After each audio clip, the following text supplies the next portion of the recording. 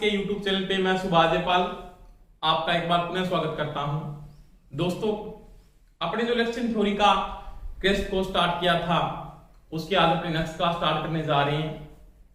कल उपेंद्र जी ने जहां पर अपने धरना किया था उसकी ये न्यूज है कि अगस्त तक भर्ती की विज्ञप्ति जारी होने का आश्वासन दिया गया है। तो अगस्त का बहुत कम टाइम रहा है, पेपर का भी बाद में टाइम बहुत कम देंगे आपको। तो सभी बच्चे अपनी नियमित तैयारी करें और नियमित क्लासें अटेंड करें, साथ में जी जान लगा दें, क्योंकि मेरे ख्याल से तो टेक्निकल हेल्पर की आगे वैकेंसी पता नहीं कब आएगी। अब ये जो वैकेंसी आ रही है उसमें आप जी जान लगा दो, दिन रात मेहनत करो, नोट्स बनाओ, क्लासें अटेंड करो। परमानेंटली जो बच्चे क्लासें अटेंड नहीं कर पा रहे वो क्लास अटेंड करो। अभी तो आपके घर पे भी क्लास जा रही है यार, आप फोन पे क्लास को देख सकते हो। आप ऑफलाइन आते थे, इससे अच्छा तो आपको ऑनलाइन क्लासें मिल रही है। तो सभी बच्चे नोट्स बनाएं, क्लास को अटेंड करें। कोई समस्या आ रही है तो मेरे को कमेंट करके बता भी सकते हैं। दोस्तों, अपने जो टॉपिक चल रहा था ना वो चल रहा था डीसी जनरेटर। क्या पढ़ रहे थे? डीसी जनरेटर, डीसी जनरेटर, जिसमें अपने क्या पढ़ा था कल कंपाउंड जनरेटर के बारे में बात चल रही थी और कंपाउंड का अपने लॉन्ग शंट कर लिया था। किसको पढ़ लिया था? Long shunt. आज अपने जो टॉपिक पढ़ेंगे ना उसमें पढ़ेंगे लघु शंट को। क्या पढ़ेंगे? लघु शंट। लघु शंट। अब लघु शंट में दो प्रकार से अपने यहाँ पे यूज किए, तो उस प्रकार से अपने कल टॉपिक ये किया था, यहाँ पे उसी प्रकार से यहाँ पे करेंगे लघु शंट। समझ में आ गई दोस्तों मेरी बात? जैसे लघु शंट का मतलब शंट को अपने को क्या रखना है? लघु शंट को छोटा रखना है शंट को। यानी मेरे पास ये तो कनेक्शन, आपके पास आपने ये कर दिया ऐसे। ये आपकी शंट फील्ड वाइंडिंग है जिसका नामांकन मैंने कैसे कर दिया? E1 E2।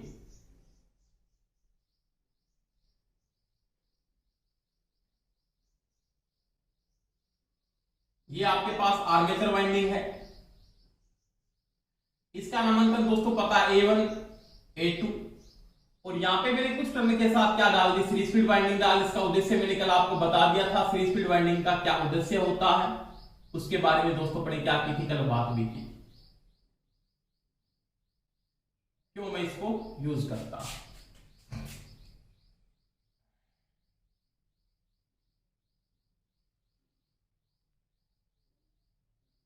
ये दोस्तों आपका BL, इसका नामांकन D1 D2। यहां से लोड करंट क्या जा रहा है बाहर, इसका मतलब ये क्या है? जनरेटर है। एक तो आपने ये बना दिया। दूसरा उसी प्रकार से आपने यहां पे एक यूज किया, जनरेटर को इसी प्रकार से बनाया। ये आपकी सीरीज फील्ड वाइंडिंग है।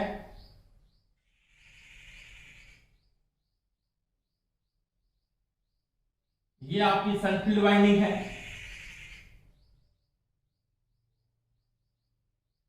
ये आपकी आर्मेचर वाइंडिंग है।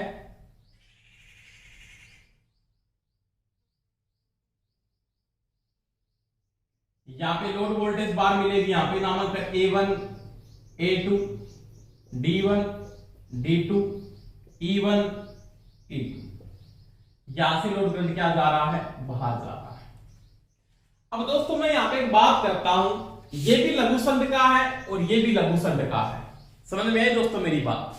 अब ये लघु शंट का कौन सा जनरेटर है? विभेदिक है या संचयी यौगिक है? ये विभेदिक है या संचयी यौगिक है, उसके बारे में दोस्तों क्या करेंगे, बात करते हैं। ये लघु शंट का कौन सा जनरेटर मैं यहाँ पे यूज कर रहा हूं उसके बारे में अपने क्या करेंगे, बात करेंगे कि लघु शंट का कौन सा जनरेटर ये आपने यहाँ पे यूज किया है। अब देखो, लघु शंट में डिफरेंशियल और कंपाउंड, डिफरेंशियल और मैं कम्युनिटी कंपाउंड की अगर मैं बात करता हूं तो अपने को धारा की दिशा को यहाँ पे नोट करना है कि करंट की दिशा क्या, करंट की डायरेक्शन क्या है। यहां से धारा दोस्तों क्या हो रही है? आर्मेचर में पैदा हो रही है। ये करंट यहां से बाहर जाएगा, इसका नाम क्या? IA है। क्या है? IA, आर्मेचर धारा। ये धारा यहां पे आने के बाद एक तो किसके पास चलेगी? शंट के पास चलेगी और एक किसमें चली सीरीज में चलेगी। किसमें चलेगी? सीरीज के अंदर।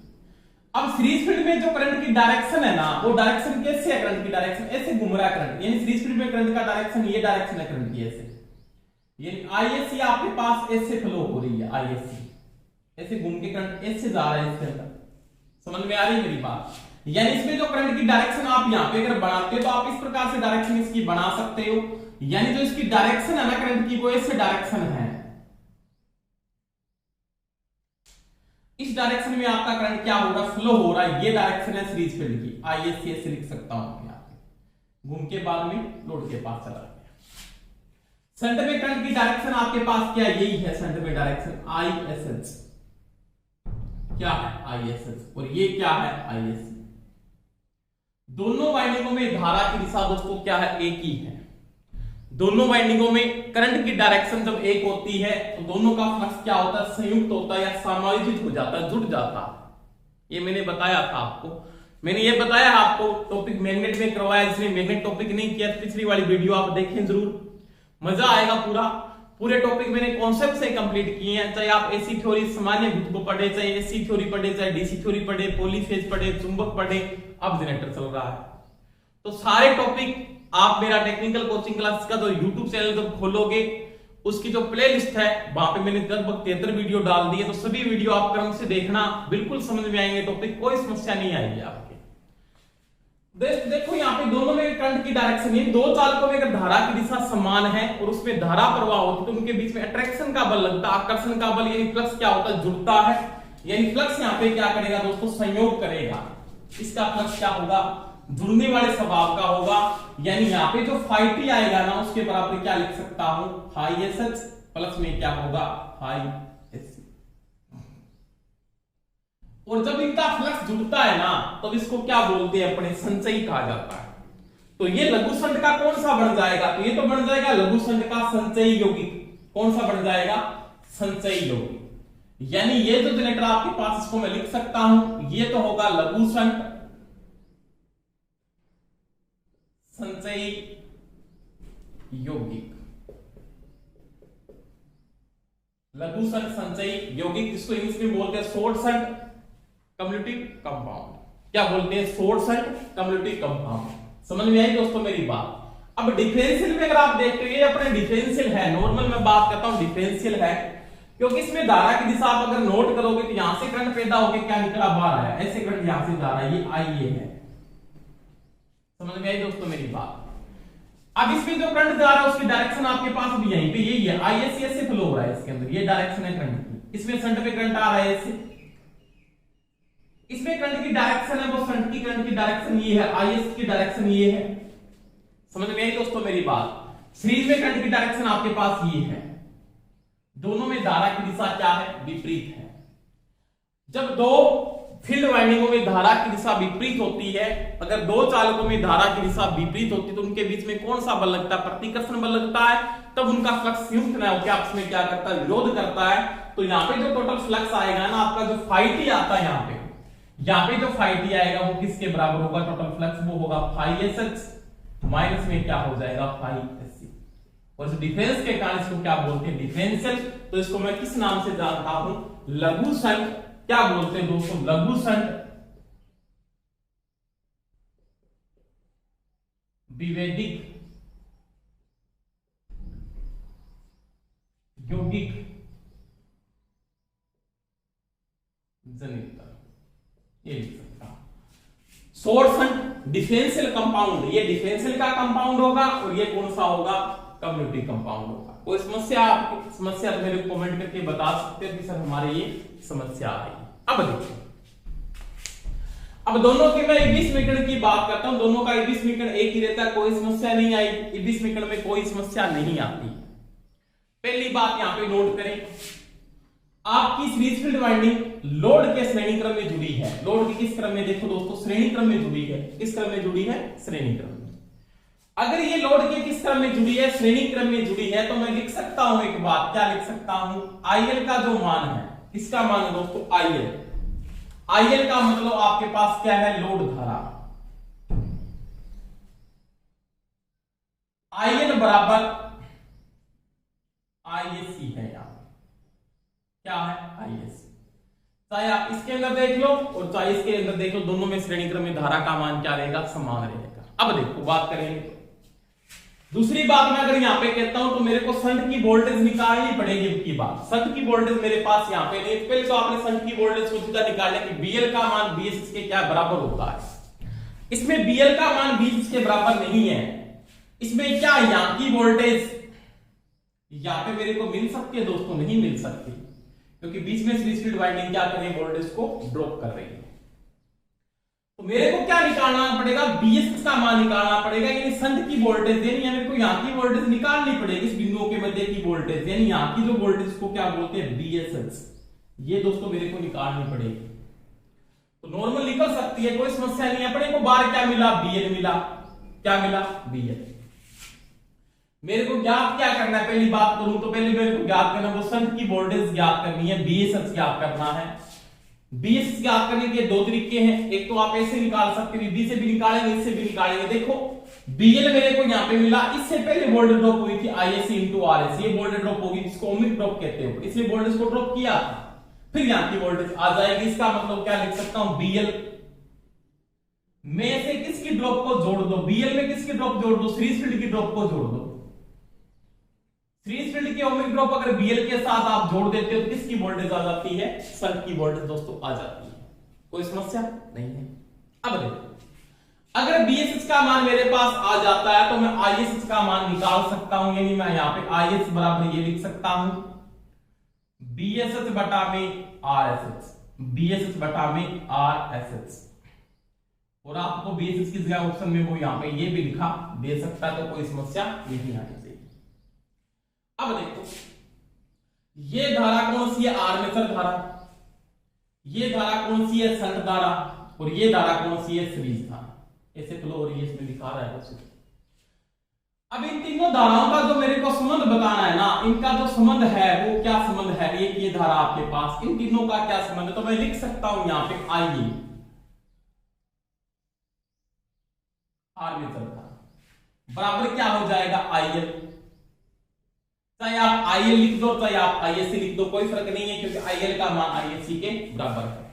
प्लस में क्या कर दो आप, आईएसएच, क्या कर दो, आईएसएच। तो किसकी धारा आ जाएगी, आर्मेचर की। कौन सी आ जाएगी, आर्मेचर धारा। आर्मेचर धारा बराबर यहां पे मैं क्या लिख सकता हूं, आईए प्लस में क्या लिख सकता हूं दोस्तों, आई एसएच लिख सकता हूं। तो ये आ जाएगी आपके पास आर्मेचर धारा, कोई समस्या नहीं है। आर्मेचर धारा आने के बाद आप किसका मान निकाल सकते हो, आप ईबी का मान निकाल सकते हो। ईबी बराबर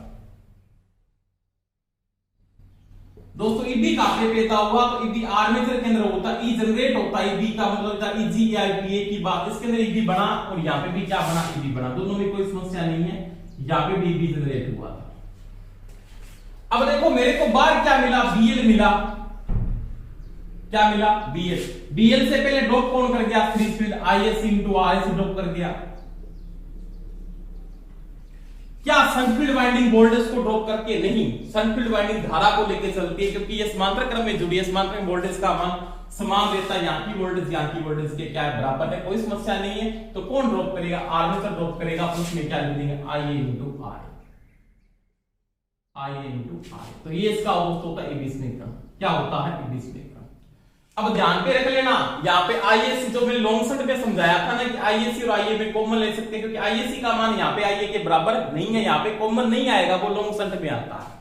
इसमें आता है लॉन्ग शंट के अंदर। अब देखो, अगर ऑप्शन में ये दिया है तो ठीक है, नहीं दिया तो आप ईबी बराबर ये भी लिख सकते हो, क्या, बीएसएच। इन दोनों की जगह मैं किसका मान लिख सकता हूं दोस्तों, बीएसएच का मान लिख सकता हूं, क्योंकि आपने किया है तो कभी BL plus ISC into RSC क्या बीएसएच है, प्लस में आप क्या लिख सकते हो, आईए इंटू आर। तो ये दोस्तों क्या आ जाएगा, आपका ईबी आ जाएगा, क्या आ जाएगा, ईबी। ईबी का मतलब ये आ जाएगा आपका वैक्यूम, इसके बराबर भी सही है। अब देखो यहां पे आप ये भी बता सकते हो ना, शंट की वोल्टेज यहां से भी निकलती है, बीएस का मान आपको अगर ईबी के साथ निकालना तो आप यहां पे भी पूछ सकता हो, क्या इसमें से घटा दो, किसमें से घटा दूं, किसमें से घटा दूं भाई, बोलो, BS का मान निकालना है तो IA इंटू आर ए, में से घटा दो, EB minus IA into R. तो ये क्या आ जाएगा दोस्तों, BS का मान आ जाएगा। ये भी करेक्ट है और ये भी BS का मान करेक्ट है, कोई समस्या नहीं होनी चाहिए। अब देखो आर्मेचर धारा निकालनी है, कोई समस्या नहीं। IA का मान पूछ सकता है, बहुत बार पूछा भी है कि IA का मान किसके बराबर होता है, लघु षट के अंदर। IA बराबर क्या है, EB माइनस क्या है, ISC RSC। एक तो ये है, यहां पे पहले BL को लिख लेते हैं, कोई बात नहीं है, पहले आप BL को लिख लो, माइनस में ISC इंटू RSC। इसको आप ऐसे भी लिख सकते हो ना, ब्रैकेट में अगर लेके जाओगे इन दोनों को बाहर तो यहाँ पे बीच में प्लस का निशान लगा देना, तो ब्रैकेट खोलोगे तो अपने आप माइनस की वैल्यू हो जाएगी। सॉरी जी,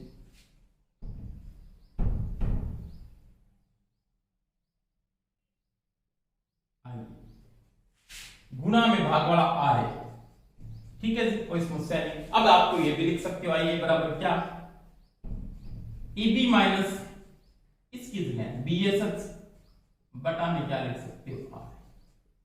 तो ये भी दोस्तों EB के बराबर बिल्कुल क्या है, राइट है।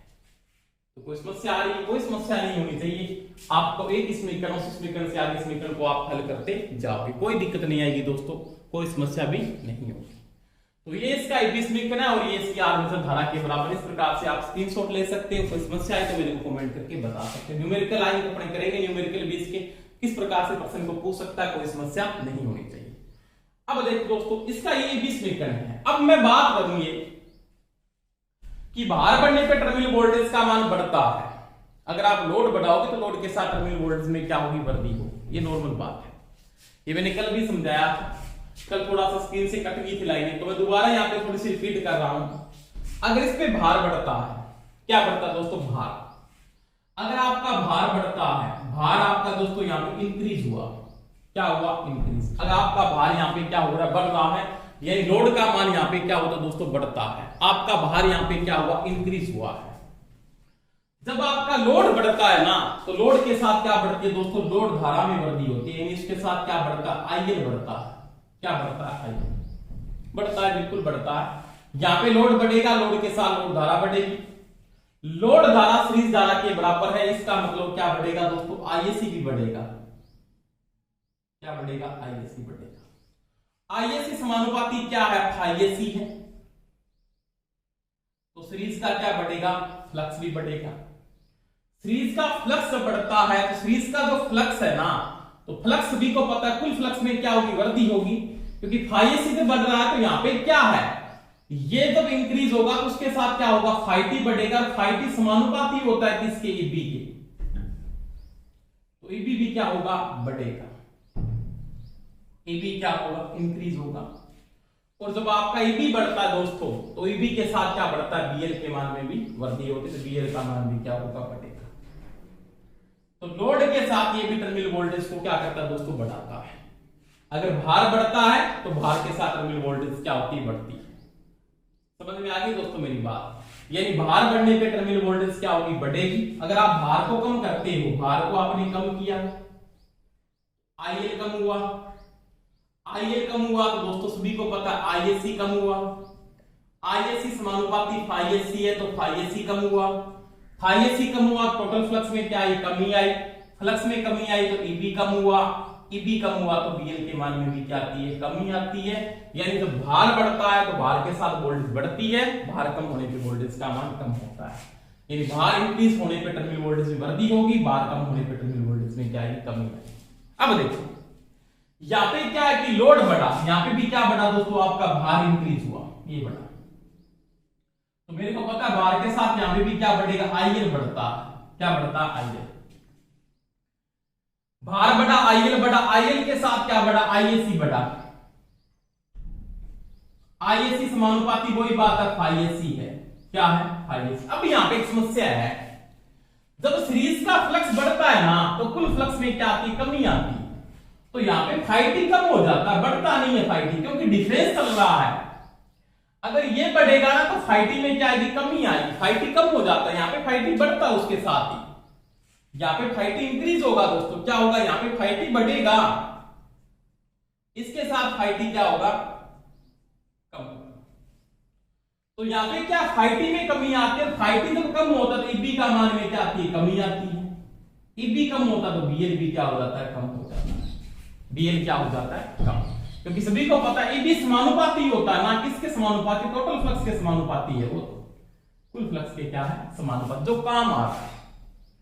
तो यहाँ पे फाइएसी बढ़ने पे कुल फ्लक्स में कमी आती है, कुल फ्लक्स सबसे कम होता है, ईबी का मान कम हो जाता है, ईबी का मान कम होने पे बीएल का मान गिरता है। वही बात है, भार कम किया, जी किया, आईएल कम हुआ, जी हुआ, आईएल कम हुआ तो क्या कम हुआ, आईएसी कम हुआ, बिल्कुल हुआ। आईएसी समानुपाती फाइएसी है, तो फाइएसी क्या हुआ, कम हुआ।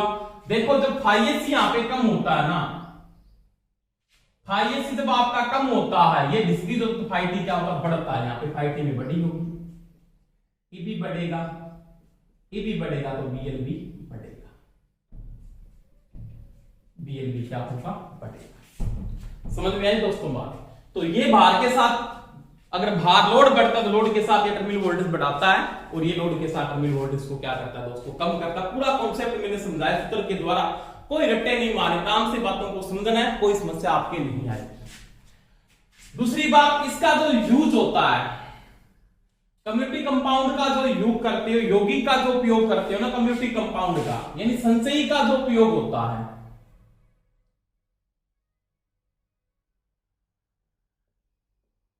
संचयी का यूज, संचयी यौगिक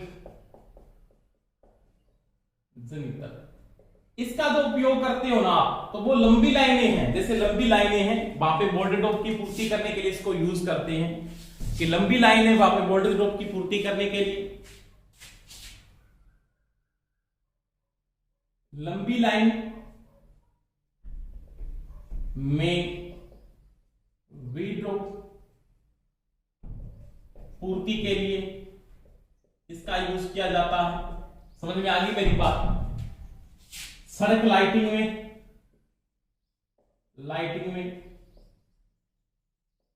सड़क लाइटिंग में इसका उपयोग करते हो, ये सड़क की जो लाइटिंग है उसमें ये बड़े यूज करते हैं।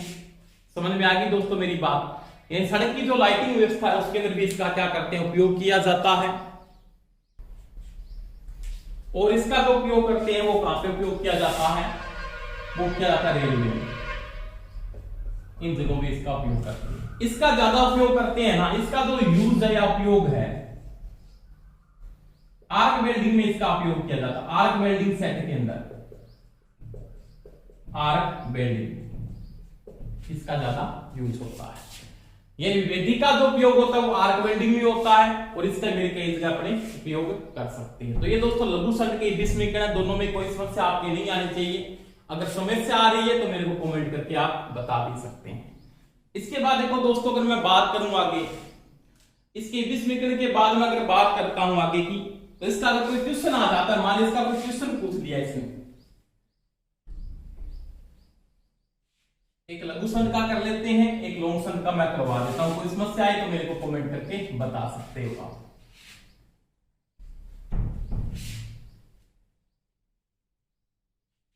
और एक साथ साथ में सभी बच्चे नोट्स बनाते जाएं, क्वेश्चन न्यूमेरिकल आप करके देखें। कोई समस्या आ रही है तो मेरे को आप बता सकते हो, सर हमारी ये समस्या आ रही है।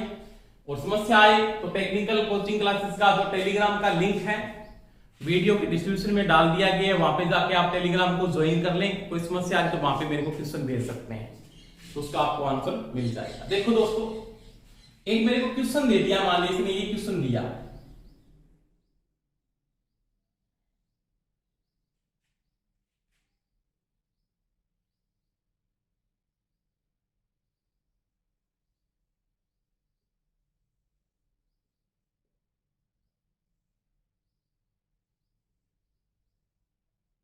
इसका नामांकन A1 A2 है, E1 E2। देखो यहाँ पे कोई वोल्टेज प्रदान हो रही है, 440 वोल्टेज है मान लिया, लोड वोल्टेज का मान। यहाँ पे लोड करंट जा रहा है, IL का मान लेते हैं IL का मान 50 एम्पियर है, इसका डिस्टेंस 0.5 ओम है, और इसका आपके पास मान लिया दोस्तों 1 ओम, क्या है 1 ओम। और इसकी मेरे को वोल्टेज यहाँ पे दी है इसका जो डिस्टेंस का मान दिए 110 ओम। कहता है इसकी बी की गणना कीजिए, आप बे कीमत इसका क्या कीजिए, ज्ञात कीजिए। कोई समस्या नहीं होनी चाहिए, बिल्कुल सिंपल क्वेश्चन है, कोई समस्या नहीं होनी चाहिए। देखो दोस्तों, सबसे पहले मेरे को लोड धारा दी हुई है, यहाँ पे संट की धारा नहीं है, संट की मैं धारा निकालूंगा। और आपको पता है यहाँ पे लॉन्ग संट में बीएल का मान किसके बराबर है, बीएस इसके क्या है, बराबर है कि नहीं? बिल्कुल है। यहाँ की वोल्टेज होगी कोई, यहाँ की वोल्टेज का मतलब मैं लिख सकता हूं आईएसएच बराबर में बीएसएच बटा में आरएसएच, बीएसएच बटा में आरएसएच। बीएसएच का मान आपके पास 440 है। कितना है, 440। कहां से आया दोस्तों? क्योंकि जो टर्मिनल वोल्टेज यानी लोड वोल्टेज है, कोई शंट की वोल्टेज है, क्योंकि यहाँ की वोल्टेज का मान इसकी वोल्टेज के यहाँ के क्या है, बराबर है, कोई समस्या नहीं है। आरएसएस का मान आपको दिया है 110, तो यहाँ की जो धारा आ जाएगी वो आएगी 4 एम्पियर। क्या आ जाएगी दोस्तों, 4 एम्पियर। अब देखो, अब मेरे को यहाँ पे अगर धारा 4 एम्पियर चली गई, कितनी चली गई, 4 एम्पियर, तो यहाँ पे धारा का मान सभी को पता है कितना हो जाएगा, 54 एम्पियर। क्या हो जाएगा, 50 और 4 54। यानी आईए का जो मान आएगा ना वो किसके बराबर होता है, यहाँ पे आईएल प्लस में आईएसएच होता है, यही होता है। आईएल का मान आपको पता है 50 एम्पियर, आपको दिया हुआ है प्लस में 4 एम्पियर, इसका 54 एम्पियर। आर्मेचर धारा का मान 54 एम्पियर। अब आपको ईपी निकालना है तो कोई समस्या नहीं इसके अंदर। ईपी का मान इक्वल टू आप लिख सकते हो बीएल प्लस में, यहां पे मैंने कहा था आईए कॉमन ले सकते हो, प्लस में आरए प्लस में आरएस, ये कर सकते हो। बीएल का मान आपको पता है 440 है। कितना है, 440। आर्मेचर धारा आपने निकाली है 54 प्लस इनटू आर्मेचर डिस्टेंस का मान लगभग कितना दिया है, 1 ओम दिया है, प्लस में 0.5। समझ में आ गई मेरी बात? तो 440 प्लस 54 का आता कितना होता, 25 और 3 28, 54 प्लस 28, 12 1 6 1 7 1 8 82। इसको गुणा करोगे तो यहां पे आएगा 82, तो ये आ जाएगा 4, कितना आ जाएगा भाई, 2 8 4 12 1 4 1 5, 522 वोल्टेज, 522 वोल्टेज। ठीक है दोस्तों, आपके पास जो यहाँ पे वोल्टेज की वैल्यू आ रही है वो कितनी आ रही है, वो है 522 वोल्टेज। ईबी जो पैदा हुआ था वो 522 वोल्टेज है। कितना है, 522 वोल्टेज। तो ये बिल्कुल नॉर्मल क्वेश्चन है। अब अगर अपने को यहाँ पे कोई लोड की पावर पूछ रहा है, बाहर की पावर, तो P इक्वल टू बाहर की जो पावर होगी ना, P इक्वल टू क्या लिखोगे, BL इंटू क्या कर दो, IL कर दो, तो ये होगी भार शक्ति। क्या होगी, भार शक्ति। BL का मान कितना, 440, IL का मान कितना, 50, गुणा कर दो 2 0, 5 का 20, 2 20 और 2 22, 22,000 वाट, 22,000 वाट, या लिख सकते हो 22 किलोवाट। और दोस्तों ध्यान रख लेना, डीसी के जनरेटर की जो शक्ति निर्धारण किया जाता है वो वाट या किसमें होती है, किलोवाट में। डीसी जनरेटर की शक्ति निर्धारण, डीसी जनरेटर की शक्ति निर्धारण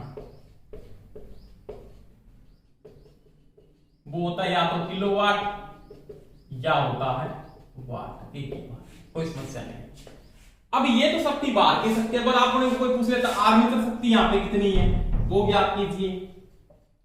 आर्मेचर शक्ति, आर्मेचर की शक्ति होगी वो क्या, आर्मेचर में ईबी पैदा होता है, इनटू क्या होता है, आईबी होता है, इनटू क्या होता है, आईबी होता है। ईबी का मान कितना है, बाहर की शक्ति में लोड करने से गुणा करना था भाई, 50 एम्पियर था ना यहाँ पे, 50। ईबी का मान आपके पास पैदा हुआ था वो कितना है, वो है 522, 522 इनटू में आर्मेचर धारा आपके पास है 54, ये भी किसमें आ जाएगी, वाट या किलोवाट में आप आगे निकाल सकते हो। तो ये इसकी आपकी आर्मेचर शक्ति, कोई समस्या नहीं आनी चाहिए। तो ये क्वेश्चन तो आपके पास है लॉन्ग शंट का, इस प्रकार से क्वेश्चन पूछ लेता तो आप इसको हल कर सकते हो। कोई समस्या आए तो मेरे को बता सकते हो कि सर हमारे ये समस्या आ रही है, वैसे कोई समस्या नहीं होनी चाहिए। इसके बाद देखो, अगर अपने को कोई क्वेश्चन पूछ रहा है लघु शंट का, जैसे कोई लघु शंट का क्वेश्चन दे देता है, मेरे को ये क्वेश्चन दे दिया, मान लिया न्यूमेरिकल बहुत जरूरी है। न्यूमेरिकल इतनी ज्यादा करो उतनी ज्यादा थ्योरी आपके समझ में आएगी। ध्यान रखना, रट्टे नहीं मारने, सभी को पता समझना है टॉपिक को, कोई कॉन्सेप्ट को समझना है पूरे के पूरे को। कोई समस्या आ रही है तो बता भी सकते हो।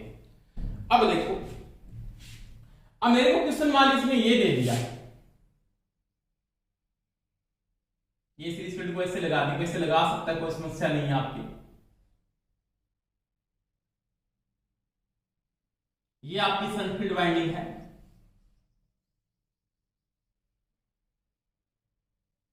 ये आर्मेचर लगा हुआ है। ठीक है दोस्तों, यहां पे आपके पास कोई भी लोड जुड़ा हुआ है। ऐसी तरह बना दे, अपने को भी पता नहीं लग रहा है ये मोटर है जनरेटर। पता है क्या किसी को? बता सकता है कोई मोटर है जनरेटर? अभी कोई पता नहीं है, अभी आपको कोई पता नहीं है दोस्तों। अगर यहाँ पे लोड करंट बाहर जा रहा है, इसका मतलब क्या है? जनरेटर है। अगर अंदर आता तो क्या होती है? मोटर हो जाती है। ये BL है। अब देखो, इसकी मैं अगर बात करता हूं, मेरे को 2-3 टॉपिक इसमें दिए हैं कि जैसे मेरे को सीरीज फील्ड का डिस्टेंस दे दिया 0.5 ओम दे दिया। कितना दे दिया? 0.5। ठीक है, यहां पे कहता है ये कि यहां पे कोई लोड जुड़ा हुआ है 10 किलोवाट। कितने का जुड़ा हुआ है? 10 किलोवाट। ये लोड का मान यहां पे है 10 किलोवाट। समझ में आई दोस्तों मेरी बात? यानी आपके पास जो लोड की वैल्यू दी है वो है 10 किलोवाट। कितनी है? 10 किलोवाट। अगर आपके पास लोड का मान 10 किलोवाट है और मेरे को अगर लोड धारा दी है या कुछ और चीज दे, जैसे आर्मेचर रेजिस्टेंस का मान मेरे को दे दिया, इसने 1 ओम दे दिया, सीरीज फील्ड का दिया आपको पास 0.5 दिया हुआ है। कितना दिया? 0.5 दिया हुआ है। समझ में आ गई मेरी बात? इसका जो डिस्टेंस मेरे को दिया है, मान लिया यहां पे मेरे पास कोई भी इसकी वैल्यू दी हुई है, इसका जो डिस्टेंस का मान मान लिया मेरे को दिया 125 ओम। कितना दे दिया? 125 ओम। और मेरे को एक कंडीशन इसमें और दी हुई है कि यहां पे जो धारा जा रही है ना, ये धारा, उसका मान मेरे पास है 50 है। कितना है? 50 है। कहता है इसका भी आप देखिए, ज्ञात कीजिए, आर्मेचर धारा ज्ञात कीजिए। क्या ज्ञात करना है? तो आपको भी निकालना है, आईए निकालना है। मान लीजिए 2-3 बातें पूछ सकता है। आईए के साथ आपको BL का मान भी पहले निकालना पड़ेगा और आपको शंट की धारा भी पूछ सकता है। कोई क्वेश्चन पूछ सकता है, सभी चीजें नहीं पूछेगा एक साथ, एक चीज वो पूछ सकता है कोई भी। देखो सबसे पहले दोस्तों बात करते हैं। सबसे पहले मेरे को पावर दी है, P इक्वल टू आपने पढ़ा है, लोड की पावर होती है वो BL इंटू क्या है? IL है। यही है ना? बिल्कुल। 10 किलोवाट का मतलब होता है 10,000 वाट, इंटू में 1000 लगाने पड़ेंगे। BL का मान आपके पास नहीं है तो BL को निकालना पड़ेगा दोस्तों। इंटू में क्या है? 50। IL का मान दिया है, तो BL का मान कितना आ जाएगा? तो BL का मान आपके पास आएगा 10,000 बटा में 50, ये आ जाएगा 200 वोल्टेज। कितना आ जाएगा? 200 वोल्टेज। यानी BL का मान आपके पास आ गया 200 वोल्टेज। ठीक है दोस्तों, कि BL की वैल्यू आपके पास कितनी है? 200। इसका रेजिस्टेंस का मान भी मैं 1 ओम ले लेता हूं क्योंकि आगे पॉइंटों में जाएगा क्वेश्चन आपका। BL का मान 200 वोल्टेज है। अब मेरे को क्या निकालना है? BL जब आ गया, BL के साथ IL का मान आ गया, तो आप क्या निकालोगे? शंट की वोल्टेज को निकाल सकते हो, BSS का मान। और BS बराबर आपने पढ़ा था BL प्लस में ISC इंटू RSC। यही होता है ना? हाँ होता है। BL का मान आपने निकाला है 200। ISC का मान बताओ कितना है यहां पे? कितना ISC का मान? सोचना थोड़ा सा, बताओ। ISC का मान IL के बराबर है। दोनों किस क्रम में? श्रेणी क्रम में। यानी IL का मान किसके बराबर है? ISC के बराबर है कि नहीं दोस्तों? बिल्कुल है। ISC का मान कितना हो गया? 50 इंटू में R का मान 1 लिया, RSC का मान मैंने 1 ही लिया यहाँ पे लगभग, तो इसका जो रेजिस्टेंस आ जाएगा वो कितना आ जाएगा? कितना आ जाएगा? ये आ जाएगा 250 वोल्ट। रेजिस्टेंस नहीं, वोल्टेज। 250 वोल्टेज। अगर इसकी 250 वोल्टेज इसकी धारा निकल जाएगी, कोई समस्या नहीं। तो IS का मान निकाल लोगे यहां से। IS बराबर BS बटा में RS होगा दोस्तों। 250 बटा में 125, तो इसका टू आ जाएगी 2 एम्पियर। संट की धारा आपके पास कितनी आ गई 2 एम्पीयर, यानी यहाँ पे धारा जा रही वो जा रही है 2 एम्पीयर। अब यहाँ पे धारा 2 एम्पीयर तो अपने को क्या निकालना है, ईबी निकालना। आर्मेचर धारा निकाल लो ईबी से पहले। आईए बराबर होता आईएल प्लस में आईएसएच। आईएल का मान कितना है 50, आईएसएच का मान कितना है 2, आईए का मान आ जाएगा 52 एम्पीयर। क्या आ जाएगा 52 एम्पीयर। तो ईबी निकालेंगे तो ईबी बराबर क्या होता है बीएसएच प्लस में आईए इंटू आर। मैंने इस मीटर से भी करवाया, आपको ये लिख सकते हो आप। बीएसएच का मान आपने निकाला 250 प्लस में आईए का मान आपने निकाल लिया 52, आर का मान भी आपने लिया 1, तो ये हो जाएगा 302 वोल्ट। इसका ईबी आ जाएगा। तो इस प्रकार से इसके क्वेश्चन को भी आप हल कर सकते हो, कोई समस्या नहीं, बिल्कुल सिंपल है। कोई चीज पूछिए आप बता सकते हो। अब अगर अपने को यहाँ पे पूछ ले सीरीज फील्ड की वोल्टेज ड्रॉप क्या है, तो सीरीज फील्ड में कितनी वोल्टेज ड्रॉप की थी, इसकी ड्रॉप 50 वोल्टेज है, इसकी 52 वोल्टेज ड्रॉप कर रहा है। 50 और 52 कितने होते हैं 102, 102 यहाँ पे जोड़ दो तो क्या हो जाएंगे 302 बिल्कुल राइट आंसर, कोई समस्या नहीं है। तो ये दोस्तों डीसी जनरेटर का कंपाउंड के लघु सेंट और फोर्स हम पढ़ लिए। कैरेक्टरिस्टिक रही है वो पढ़ेंगे नेक्स्ट वीडियो में। सभी न्यूमेरिकल करके देखें, समस्या आ रही तो मेरे को कमेंट करके बता सकते हैं। धन्यवाद, बेस्ट ऑफ लक, जय हिंद दोस्तों।